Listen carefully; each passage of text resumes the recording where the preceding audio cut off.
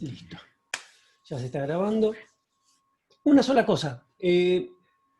No sé qué macana me mandé en la semana y es poco probable, pero puede que se corte a los 40 minutos. Es un tema que no sé qué toqué, pero si eventualmente pasa eso, tengo digamos, tengo otro coso de Zoom que tiene más tiempo. Lo que pasa es que no sé qué toqué en mi configuración y teóricamente está todo ok, no hay ningún problema, pero bueno, nada. Está la posibilidad remota, pero posibilidad al fin de que se corte. Así que igualmente la idea es ver todo, ¿no? Y si se corta, yo le voy a poner un nuevo link en el grupo de Facebook para que, digamos, nos conectemos al nuevo lugar en donde seguro tiene la conexión full. Es un Zoom prestado. Así que bueno, vamos a empezar con la clase de hoy. Profe, yo le quiero preguntar algo que usted dijo hace bastante, pero que no, como no lo encuentro, necesito de su ayuda. Usted había hablado de que los pequeños nucleares los describían bien en un libro, y yo ahora no me acuerdo qué libro era. Porque yo me lo bajé y no sé dónde. La función, el procesamiento. Claro, sí, que hablaba exclusivamente de los pequeños nucleares. Mirá, en realidad todo lo que es procesamiento, el Cooper lo tiene muy bien. Perdón, procesamiento, todo lo que es flujo de información génica de ADN a ARN, de ARN a proteínas, y, digamos, transcripción y procesamiento, que es donde están involucrados los pequeños nucleares. Los pequeños nucleares. Cooper lo describe perfecto. De hecho, Cooper es el único que te describe que en realidad las proteínas que forman a la ribonucleoproteína pequeña nuclear, que es la asociación de los ARN pequeños nucleares más proteínas específicas, a diferencia de todo el resto que entran al núcleo y se unen adentro del núcleo porque son proteínas que actúan en el núcleo, no. El ARN pequeño nuclear sale, en el citosol se junta con esas proteínas y después vuelve a entrar como complejo ribonucleoproteico. Es una cosa rarísima que igualmente nosotros no nos vamos a meter. Y de hecho vos acordate que nosotros solamente vamos a especializarnos. ¿Vemos eso? ¿Cómo? No, eso te lo cuento yo así de tipo chisme, como para que veas que en realidad es súper completo lo que toca Cooper cuando habla de las ribonucleoproteínas pequeñas nucleares. Vos lo único, te digo, lo único que tenés que fijar concepto es que las ribonucleoproteínas pequeñas nucleares participan en el corte y splicing, y en el splicing alternativo.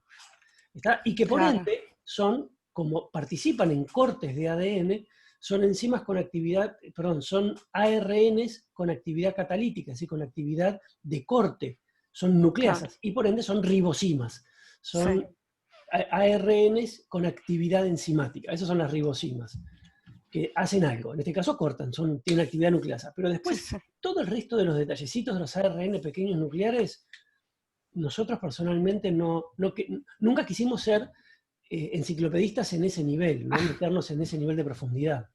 Ok, está bien entonces, ahí está. ¿Sí? Muchísimas gracias. Perfecto. No. Se está grabando, sí. Con el mismo link, si se corta, no. Vamos a entrar con un link nuevo. Pero es igual, eso en la medida que se corte. No creo que se corte, no creo. Pero bueno, da esa chance mínima porque soy catrasca y cuando toco lo que no debería tocar, hago macana. Así que bueno, vamos a empezar ahora con... ¿alguna pregunta que me quieran hacer de todo lo visto hasta ahora antes de avanzar? ¿O arranco? Yo tenía una consulta de la cara citosólica y la no citosólica, que me acuerdo que lo explicaste, pero no sé, me olvidé y como que no termino de entender la no citosólica. Bueno, esto es así. Siempre que vos tengas una membrana que forma un compartimento, sea una organela del sistema de endomembranas, un peroxisoma, una mitocondria o la membrana plasmática misma, vos vas a ver que es una bicapa, o sea que tiene dos capas. Y una de las capas está tocando el citosol, está en contacto con el citosol. En la membrana plasmática, si vos lo querés hacer en términos de interno o externo, en la membrana plasmática la cara citosólica es la interna, porque la cara interna de la membrana plasmática es la que está contactando con el citosol. Pero si vos miras cualquier organela, una organela, por ejemplo, un lisosoma, es una cavidad que tiene su membrana con dos caras, la cara externa, es decir, la cara que está en el exterior de la organela, es la que contacta con el citosol. Entonces, siempre la cara citosólica de cualquier membrana es la que contacta con el citosol. Y la no citosólica es la otra, no importa cuál sea. Porque yo por eso, de hecho, no se dejó de usar el concepto de interno y externo, porque cuando uno mira a la membrana plasmática y mira cualquier organelo del sistema endomembranas, está invertido. La cara citosólica de la membrana plasmática es la interna, y la cara citosólica de una organela, como por ejemplo el Golgi, es la externa.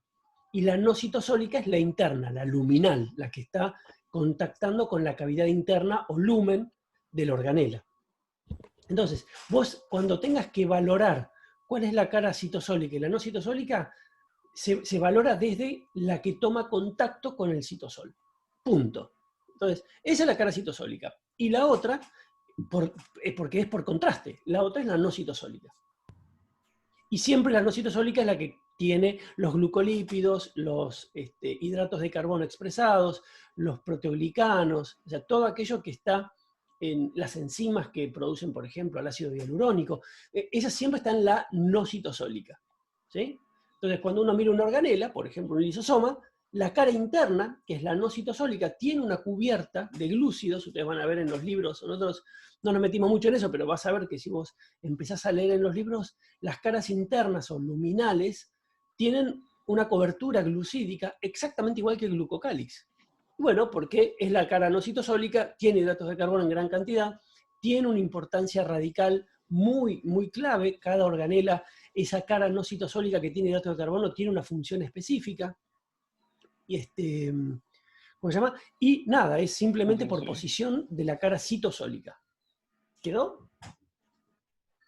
Sí, En muchas caso gracias. de tener alguna duda antes del parcial, así en las 2 semanas que tenemos, Sí. ¿podemos consultar en el grupo o...? Sí, el grupo está no solo para informar las clases del día y para subir los videos, están justamente para hacer un punto de encuentro que les permita a ustedes sacarse toda la mayor cantidad de dudas posibles. Yo estuve la semana pasada, me relajé la semana pasada, entonces no vi mucho, pero esta semana estuve ultra atento a cada mensaje que entraba y lo iba respondiendo.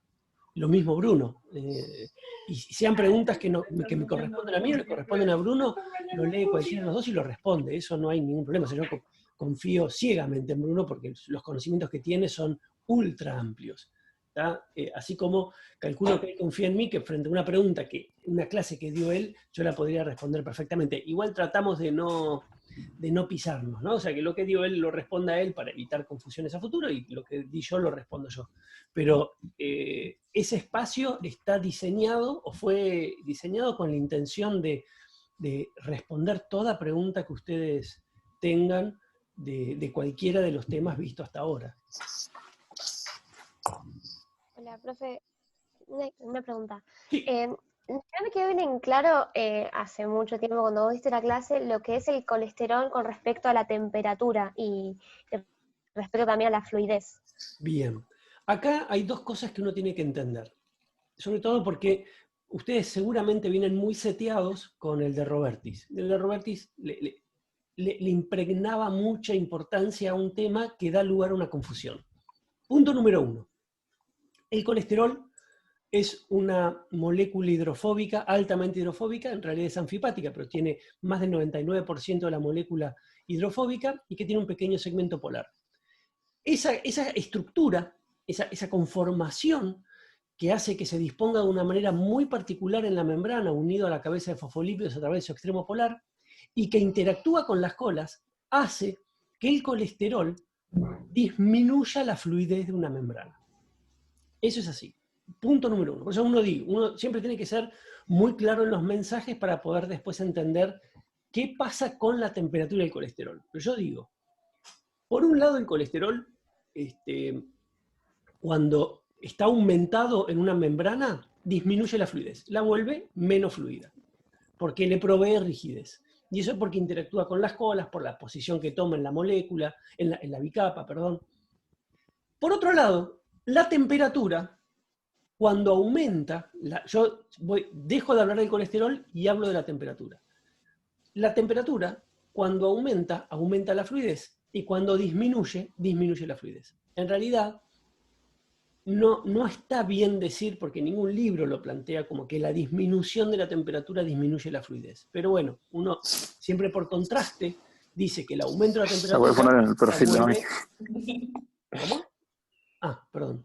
El aumento de la temperatura aumenta la fluidez. Entonces tenemos, el colesterol disminuye la fluidez, la temperatura cuando aumenta, aumenta la fluidez.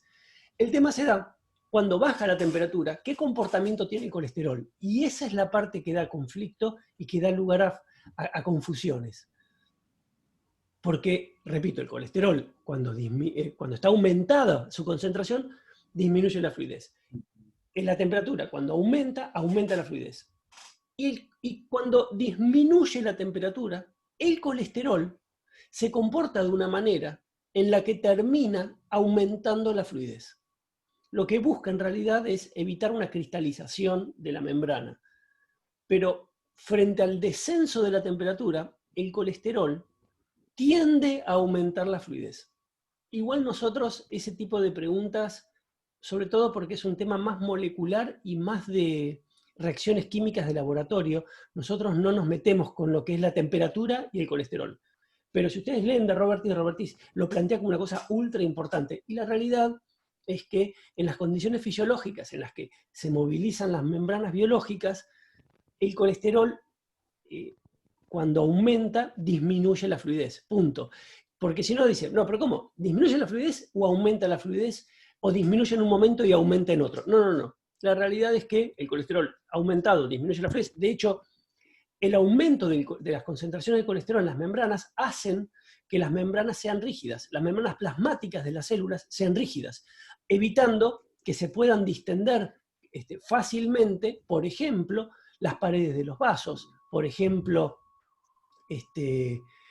las paredes del músculo, de la pared, ¿cómo se llama esto?, cardíaca, y eso es la importancia del aumento del colesterol. Y obviamente que un exceso del colesterol comienza a depositarse en lugares anómalos y genera reacciones de alteración con acúmulos de LDL en lugares donde no deberían aparecer, apareciendo las placas de ateroma, haciendo que células musculares lisas se diferencien y se vuelvan células móviles que comiencen a migrar en la pared de los vasos sanguíneos y comiencen a fagocitar estas LDL que tienen altas concentraciones de colesterol y produciendo las células espumosas y que dan lugar a la aterogénesis.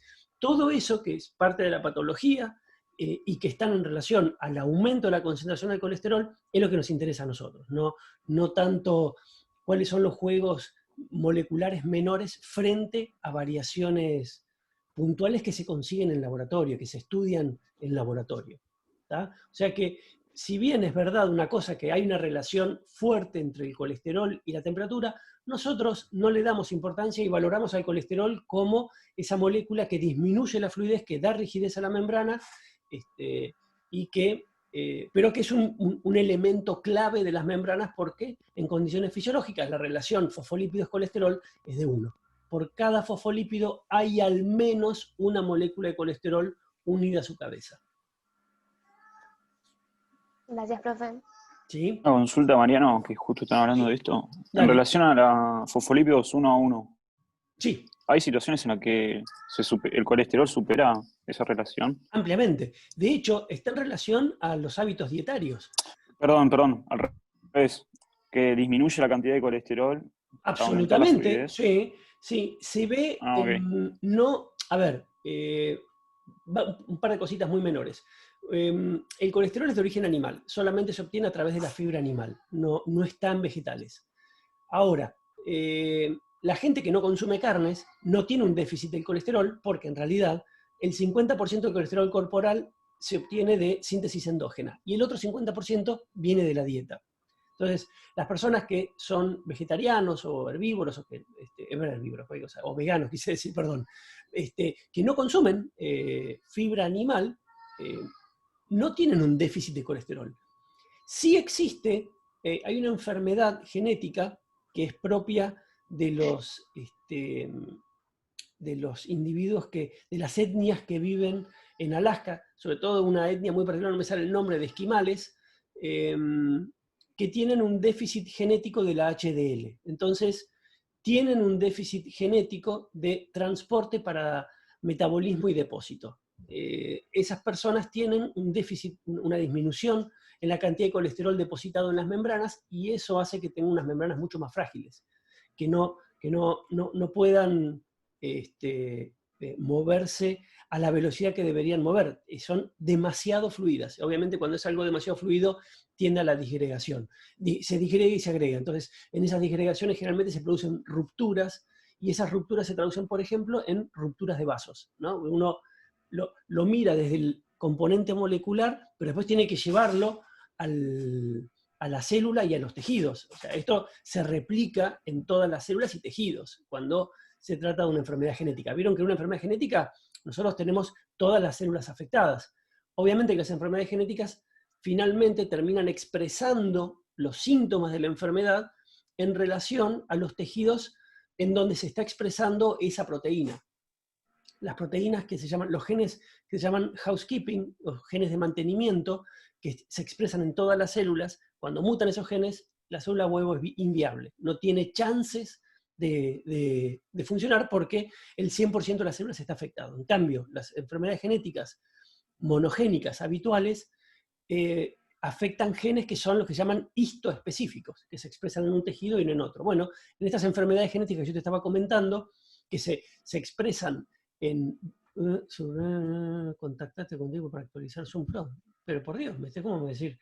En 10 minutos y recién acaba de empezar.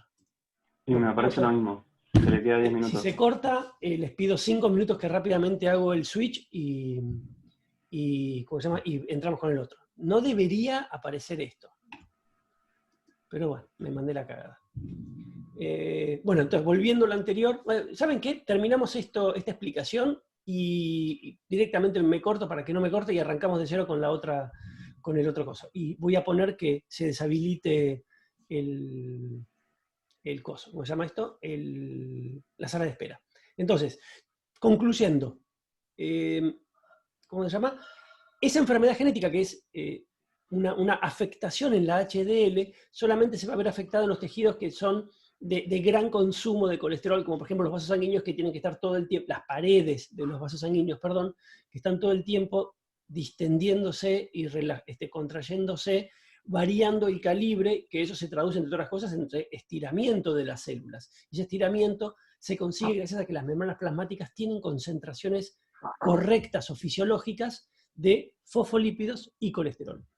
Pero después, por déficit de ingesta, no, porque el cuerpo produce grandes cantidades, 50% del colesterol corporal se sintetizan en el retículo endoplásmico liso de la célula, sobre todo hígado, médula ósea, vaso, y no me acuerdo qué otros, si ven todos los tejidos lo pueden producir, hay tejidos que son más específicos.